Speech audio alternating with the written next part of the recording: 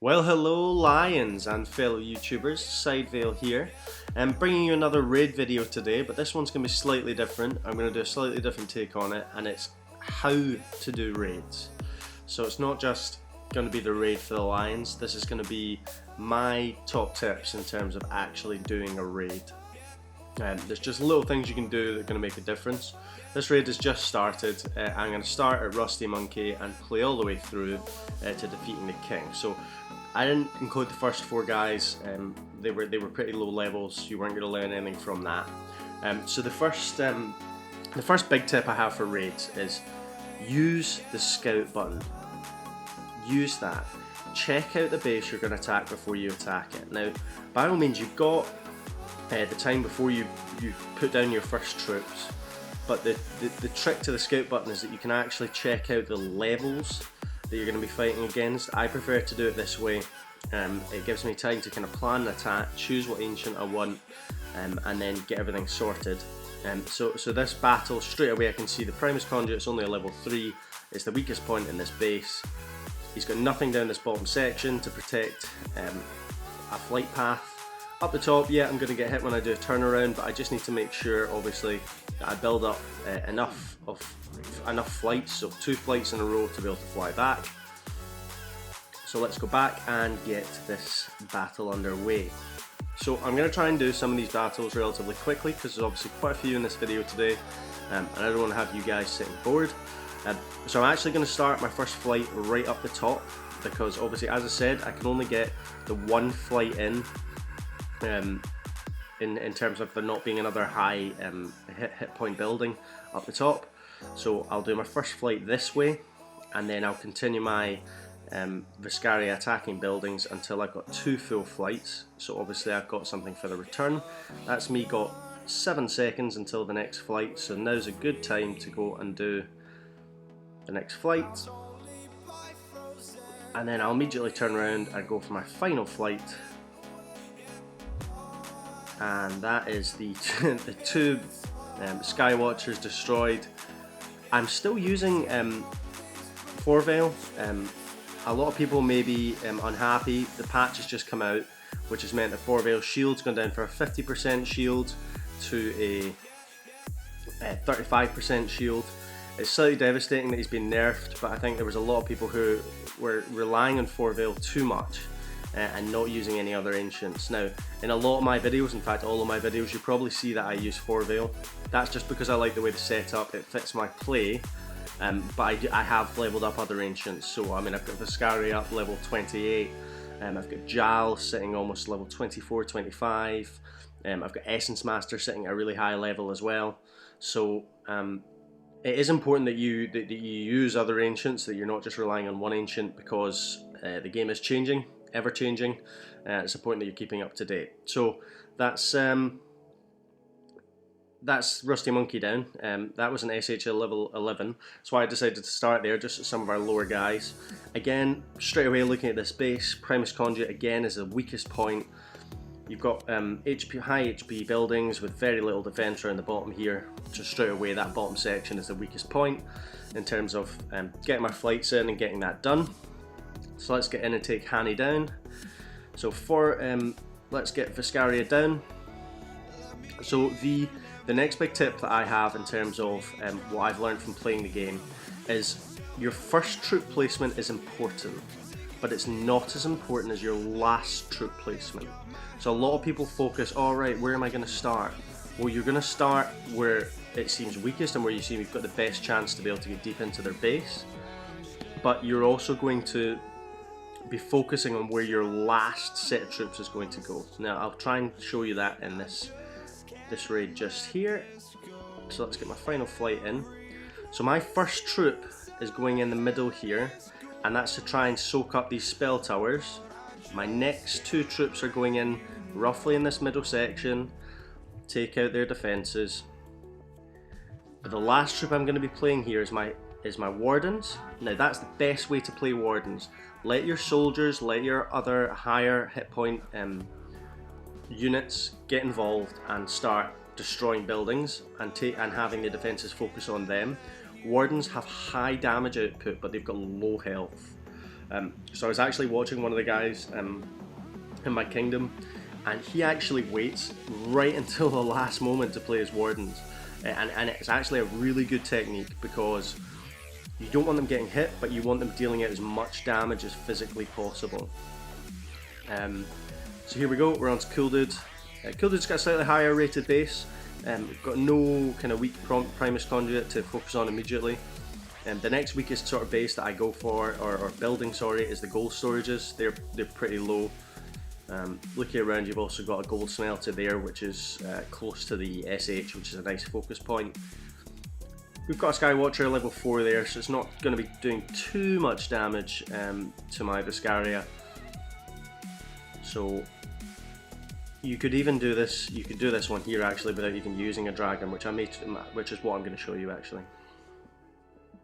Okay, so let's go in and we'll do a non-dragon raid takedown. I do a lot of videos of the dragon takedowns. This section here, the reason I've decided that is because this catapult can't reach this corner here. Yes, there is a watchtower, so this is where I'm kind of going against the rule I've just told you about. I'm sticking my wardens down immediately. They're going to create me a hole. Once the hole is created, in go my soldiers and my wardens. Now yes, they're getting hit, but as I said to you, it's not about the first placement, it's about the last placement. So I'm going to let them do their job, take things out, and then now that I'm close to the SH, in go my 2 sets of soldiers, right either side of the base. Now you could have done that with one less unit and waited, and as you can see, my wardens, because they were at the back, because they were behind all the other units that I was using, they're still kicking around and they're still causing massive amounts of damage to this base. So as you can see, we've kind of gone in from that corner, not used the dragon whatsoever. If I was really struggling now, I could drop my dragon and use its attacks, use its flights, but it's just not necessary with this base. So that is the next raid done, and we'll move on to Quick P. So let's have a quick scout of Quick P's base. Now Quick P's base, it looks a lot more intimidating, but the truth is, that Primus Conduit there is a weak link again, and it's the weak link. I don't understand why people aren't raising these up. This is such a key building that's giving you that extra damage off your defenses. If you're not getting that leveled up, you've got to think about what you're doing. So let's go straight back. I'm going to use a flight technique again on this base. The reason I'm using a flight technique again is, well, there's a big hole. I can create a big hole in that base quite easily. So here we go. Top section, not defended. Side section, not defended. Bottom section, not defended. So 3 mana, flight point, bases to 5 from. So I'm going to start up this section, because what I can do is I can get my flight in and I can be straight back over to that area. So here we go. This does her thing, builds up some more flights. Probably going to want to build up 2. I'm getting hit though, so I'm going to start a flight straight over that Primus Conduit. Take out some gold.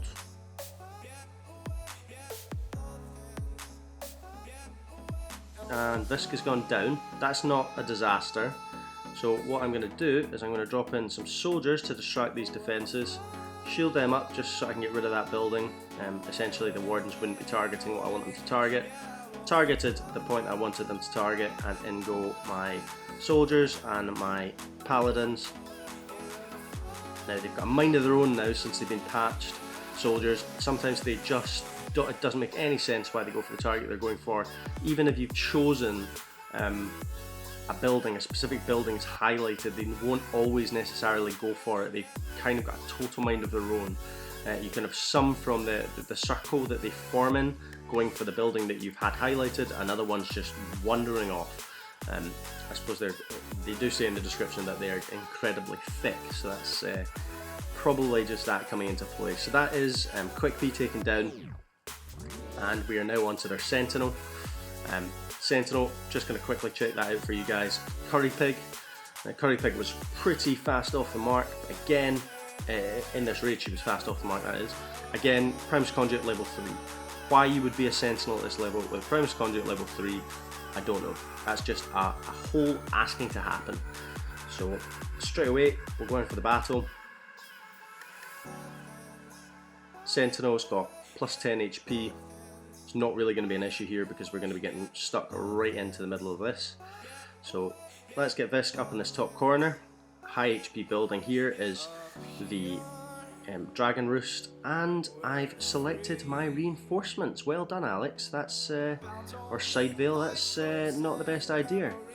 In case you didn't know, guys, I've said it in my title now. My name's Alex, or Side Veil in game.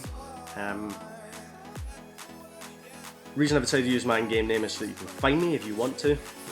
I'm also on, in terms of for Rival Kingdoms, I'm also on Facebook, so you'll find that there. So as you can see, we're just about made this hole that we want to make. I'm just hoping that this doesn't go down too soon. Still got quite a lot of time to go, but that's okay because we've got our wardens.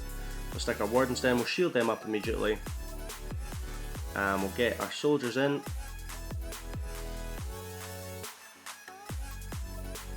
Who are getting absolutely nailed today. Paladins are now down, and here we go with the last placement. It's going to be closest to the SH.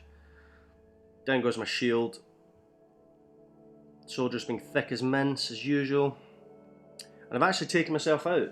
And the reason behind me taking myself out there, and I'll explain it to you, that 4 veil shield, that 15% difference makes such a difference to gameplay. I'm still getting used to that feeling of not having your troops ready for the same amount of time. In terms of flights as well, I've definitely found Viscaria to be less effective than she has been. That wasn't in the patch notes, but maybe that's just through my style of play. I'm noticing maybe not getting the same kind of return off the flights. I'm not 100% sure why that is. It's just a feeling in terms of how we play the game. You have to get a feel for the units that you use in this game. There are units that will just suit your gameplay style down to a T, and there'll be units that just don't suit them whatsoever. So that time I've managed to get the hole punched, and I'm going to put down one set of soldiers to begin with. Now the reason I'm putting one down is to try and soak up all this spell tower and absolute chaff that's going to be flying down in my direction. And that's my last set of soldiers in, but my last set of units I'm saving are my wardens, and my wardens are going to get placed just there, so they're targeting the SH, and that's the SH down. So you can see the difference between that raid. I held off because I knew the shield wasn't going to be as effective. I held off placing my units for a lot longer. Again, it's just a timing thing. It's something I'm going to have to get used to with the new shield. I obviously don't, before I was able to have my units on the field for a lot longer. I think that will be the change that that 4 veil players have to kind of adapt to, is you can't place all your units as quickly. Before you could be a little bit more carefree in terms of when you were setting them down. But that's that raid now finished. Because of the loss, this video will be taking that a little bit longer, so I'm just going to fly on and I'm going to take out the king for you. So in terms of other tips for doing this, I'm going to straight into battle here. I'm not even listening to my own rules, but that's because I beforehand had looked at these bases to figure out the way to do it. But I would recommend every single time you do this, or you do any raid, to do the scout function first. So right now I'm looking at this. That watchtower is probably going to be my only issue here. So what I'm going to do instead of having wardens is bring a set of maulers. The biggest tip in any raid is, see this, the stronghold. That is your main focus. It doesn't have to be pretty. It doesn't have to be fantastic for the rest of your kingdom to see. What matters is that you take out that stronghold. It's the only thing that matters. Now, just there, I used my maulers. I took out the tower that was there that was going to cause me damage to my Viscaria. I'm actually going to wait a little bit longer here. I'm going to get myself some extra mana before I start my first flight, and then I'm going to do my first flight over the middle of this base here, targeting the gold storage. Viscaria, you are not behaving today whatsoever. So I'm targeting this building just here, the gold storage that's just there. because that's going to be my weakest point. But I'm also wanting to get in as many flights as possible to weaken the defences as much as possible. And then I'm going to do my final flight back before she gets destroyed. And then I'm going to place down one set of soldiers, wait for them all to spawn. And in go my paladins and my next set of soldiers. See if that's enough. I'll place my last set of soldiers just in case.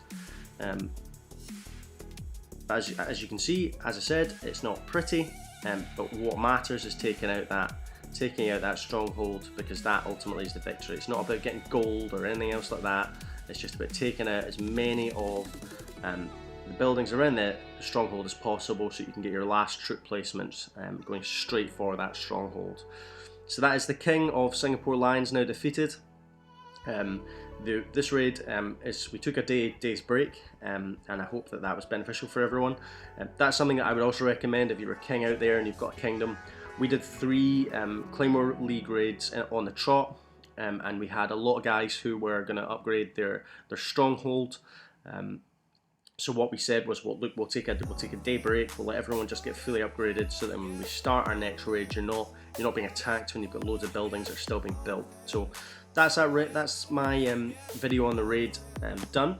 I hope it's been helpful. If you've got anything else you'd like me to show you, if you want to see more of the non-dragon attacks, I can show them for you. I'm certainly going to have to get used to the patch that's happened to Forvale. I've started kind of playing around with other ancients. I've started playing with Jal. Jal's pretty ruthless actually. I quite like Jal, but what I need to do is get his mana higher before we start bases and start using him in Kingdom raids. I'm also quite liking this tavern. I've heard kind of mixed reviews. You can have up to 10 people connected to you on Facebook that you can collect rings from in the tavern. That's 30 rings a day. So, over a month, that is actually going to equate to quite a lot of rings. If you think about how many battles you do in a day, you are actually getting quite a lot of rings from this ring tavern now. So it's worthwhile to have. It may mean that some bases need to be redesigned, because essentially you're putting a flight point for a dragon out there. I may need to rethink my base. But until next time, that's me, Sidevale out.